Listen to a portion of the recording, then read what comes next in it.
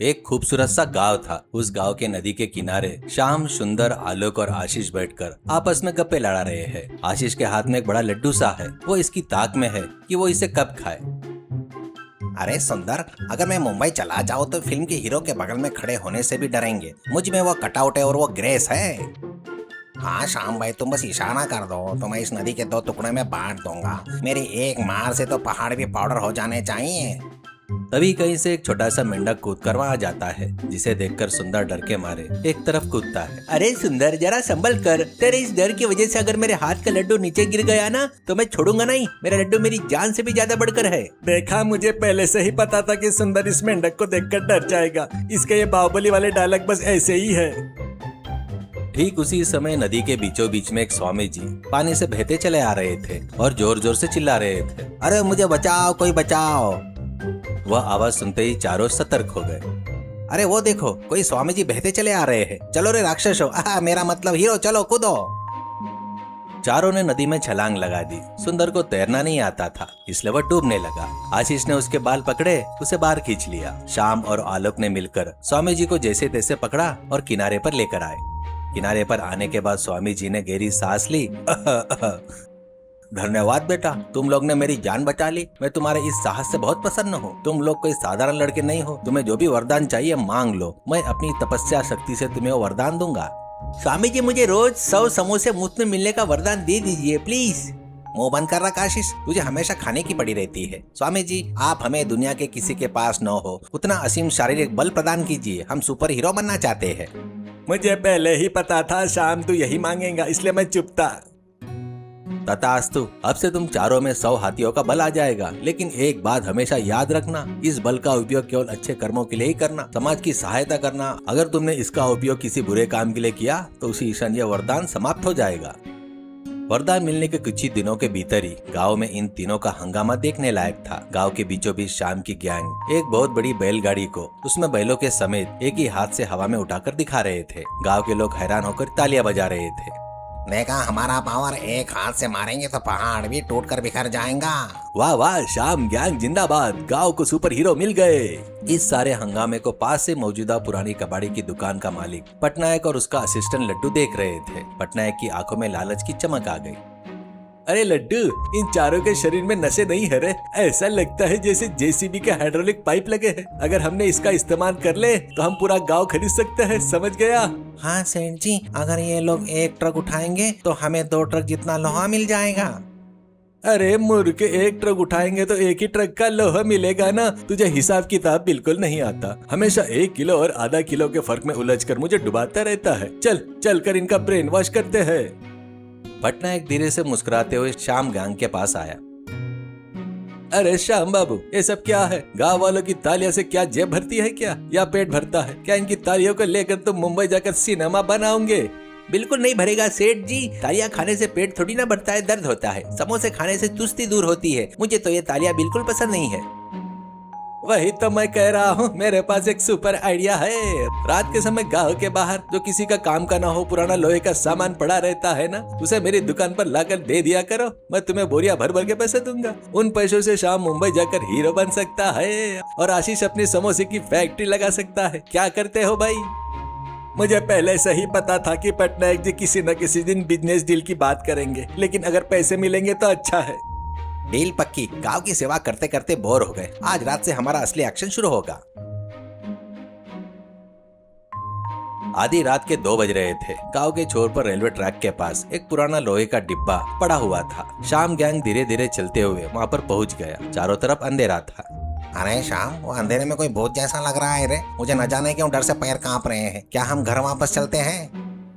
अरे डरपोक कहीं के, वह भूत नहीं है रे, पेड़ की परछाई है। हमारे पास 100 हाथियों का बल है। अगर भूत भी आ गया तो उसे भी लोहे के टुकड़े की तरह मरोड़ देंगे। चलो डिब्बा उठाओ। चारों ने मिलकर उस भारी रेलवे के डिब्बे को बहुत ही आसानी से अपने सिर के ऊपर से उठा लिया। आशीष एक हाथ में डिब्बा पकड़े हुए था और दूसरे हाथ से जेब में रखे जलेबी खा रहा था। अरे वाह, बल आने के बाद तो ये रेल का डिब्बा भी मुझे रुई के फाहो जैसा लग रहा है। लेकिन इस आधी रात के समय अगर गर्मा गर्म पकोड़े होते तो कितना मजा आता। मुझे पहले से ही पता था कि तू इस समय पकौड़े के बारे में ही सोचेगा। चलो जल्दी चलो, सुबह हो गई तो पुलिस आ जाएगी। तड़के में सुबह पटनायक अपनी दुकान के बाहर खड़ा होकर इंतजार कर रहा था। तभी उसने देखा कि चारों लोग बड़ा सा रेल का डिब्बा अपने सिर पर उठाकर ला रहे हैं। ये देखकर पटनायक के होश उड़ गए। अरे बाप रे, मैंने इन पुराने लोहे का सामान लाने को कहा था और ये तो पूरा का पूरा रेल का डिब्बा ही उठा के लाए। अरे इनकी तो ऐसी की तैसी। सेठ, ये तो छोटे साइज के टिफिन बॉक्स जैसा लग रहा है। इसे हम अपनी दुकान में कैसे छुपाएंगे? ये अंदर तो जाएगा नहीं। अरे मुंह बंद कर रख रहे भाई, इसे अलग अलग टुकड़ों में काट कर अंदर रख सकते रे भाई। श्याम बाबू अद्भुत, ये लो तुम्हारे पैसे। उसके बाद के दिनों में उनकी चोरियां और भी बढ़ गई। एक दिन बिजली के खंभे, एक दिन रेलवे का गेट और एक दिन तो हद ही हो गई। वे सीधे रेलवे ट्रैक के टुकड़े ही पटना की दुकान में लाकर फेंक देते हैं। गांव से लोहे की चीजें गायब होने के कारण लोग अपना सिर पकड़ रहे थे। एक दिन पटनायक अपनी दुकान में बैठकर बड़ा स्केच बना रहा था। तभी शाम गैंग वहां पर आया। ए श्याम बाबू, छोटी मोटी चीजें लाने से कोई बहुत बड़ा फायदा नहीं होगा। गांव के बीचों बीच में एक 100 फीट का ऊंचा लोहे का मोबाइल टावर है, देखा ना? उसे आज रात ही रात गायब करना है, उसके बहुत पैसे मिलेंगे। इतना बड़ा टावर, अगर उसमें करंट हुआ तो शॉक नहीं लगेगा क्या? हमारी जान चली नहीं जाएगी क्या? शॉक लगेगा तो कैसे हीरो बनूंगा रे मैं? फिल्म में हीरो को शॉक लगे तो वो स्टाइल से खड़ा रहता है। रात को वो टावर पटनायक की दुकान में होना चाहिए। तय किए अनुसार आधी रात को चारों मोबाइल टावर के पास पहुंचे। आसपास कोई नहीं था। शाम ने इशारा किया और चारों ने टावर के चारों कोने के पिलर्स को अपने हाथों से मजबूती से पकड़ लिया। हुसैन करते हुए ऊपर तरफ खींचा। क्रिश क्रैश की आवाज के साथ 100 फीट का मोबाइल टावर अपनी नींव समेत उखड़ गया। चारों ने उसे अपने कंधों पर रखकर पटनायक की दुकान की ओर चल दिए। अगली सुबह पुलिस स्टेशन में इंस्पेक्टर चौहान अपनी कुर्सी पर बैठकर पैर टेबल पर रखकर फोन देख रहे थे। सिग्नल न मिलने के कारण फोन हवा में हिलाते हुए गुस्से से चिल्ला रहे थे। अरे लल्लू, आज ही इंडिया पाकिस्तान का मैच है रे, और इस फोन के सिग्नल को क्या हो रहा पता नहीं। नेटवर्क नॉट अवेलेबल करके दिखा रहा है। मेरी सट्टेबाजी का क्या होगा? सर, मैं हवे में ही सुनकर बता सकता हूँ कि चोर कौन है। मैं जमीन को भी सुन सकता हूँ। गांव में किसी भी लोहे की चोरी की बू आ रही है सर। मुंह बंद कर रख मूर्ख। हवा में लोहे की बू कैसी रे? चल बाहर चलकर देखते हैं कि टावर के सिग्नल को क्या हुआ। चौहान और लल्लू जीप में बैठकर गांव के बीच में पहुंचे। वहां पर मोबाइल टावर होना चाहिए था। वहां सिर्फ खाली जमीन बची थी। अरे लल्लू, टावर कहाँ गया रे? रात को यही था ना? क्या हवा में उड़ गया? सर, यही 5 में पंचायत ऑफिस का सीसीटीवी कैमरा है। चलिए उसका रिकॉर्डिंग देखते हैं। जब उन्होंने जाकर कैमरे का फुटेज देखा तो रात के समय श्याम सुंदर आलोक मिलकर उस टावर को अपने कंधे पर उठाकर ले जाते हुए साफ दिखाई दिए। ओहो, तो इन हवाई बदमाशों ने ये काम किया है। इनके पास इतना बल कहाँ से आया रे? चल उस कबाड़ी पटनायक की दुकान पर ये लोग मिलेंगे, वहीं चलते हैं। पटनायक की दुकान में लड्डू एक बड़ी सी कुल्हाड़ी लेकर टावर के टुकड़े करने की कोशिश कर रहा था, लेकिन वह खुद ही नीचे गिर रहा था। श्याम गैंग वहां बैठकर पैसे गिन रहे थे। लड्डू, उस टुकड़े को ठीक से काट रहे, जल्दी से ट्रक में लोड करना है। सर, ये लोहा नहीं है, बहुत मजबूत है। मेरी कुल्हाड़ी टूट जाएगी ऐसा लग रहा है सेठ। तभी जीप के सायरन की आवाज सुनाई दी। चौहान और लल्लू वहां पर अंदर आए। हैंड्स अप चोरों के सरदारों, गांव का मोबाइल टावर ही चुरा लिया। तुम लोगों को जेल में डालकर मैच दिखाऊंगा। शाम हंसते हुए। जवान साहब, अगर हमारे बीच आए तो इन हाथों से आपको और आपकी जीप को मसल देंगे। हमारे पास सुपर पावर्स है। हाँ, हम बहुत बलवान हैं, हमें कोई छू नहीं सकता।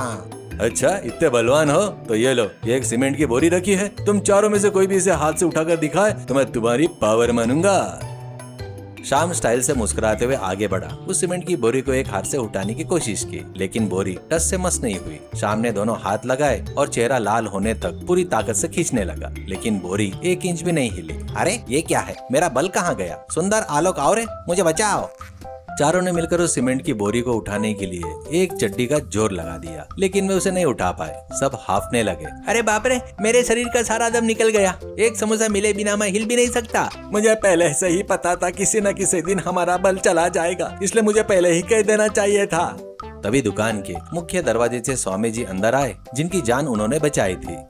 चौहान ने उन्हें प्रणाम किया। मूर्खो, इंस्पेक्टर चौहान जी ने मुझे फोन करके तुम्हारे किए अन्याय के बारे में बताया। समाज के लिए दिए गए वरदान का तुम लोग चोरी के लिए इस्तेमाल कर रहे हो, इसलिए चौहान जी तुम्हें पकड़ने से पहले ही मैंने अपना वरदान वापस ले लिया। अब तुम पहले की तरह साधारण और बेकार लड़के हो। स्वामी जी, मुझे कोई आपत्ति नहीं है। टावर यही लोग लेकर आए थे, मैंने नहीं मांगा था। हाँ स्वामी जी, टावर का वजन कितना है यह भी मुझे पता नहीं था। मैं तो बस आधा किलो का पत्थर ही उठा पाता हूँ। लल्लो, इन सबको कोड़े की मार का स्वाद चखाओ। चलो सब जेल चलो। सर जेल की बैरक में बदबू आ रही है सर। चोरों से ज्यादा तो वहाँ मच्छर ही लग रहे हैं। मच्छर नहीं रहे, तुझे तो वहाँ पर सांप काटेंगे। चलो आगे बढ़ो। पुलिस ने श्याम सुंदर, आलोक, आशीष पटनायक और लड्डू के हाथों में हथकड़ी लगाई और उन्हें जीप में बिठा दिया। जब जीप जा रही थी तो गांव के लोग टावर के टुकड़े को देखकर अपना सिर पीट रहे थे। सीख, लालच का परिणाम हमेशा दुखद होता है। भगवान द्वारा दी गई शक्ति का उपयोग यदि अच्छे कर्मों के बजाय चोरी जैसे बुरे कामों में किया जाए तो न केवल शक्ति चली जाती है बल्कि इंसान को जेल की हवा भी खानी पड़ती है।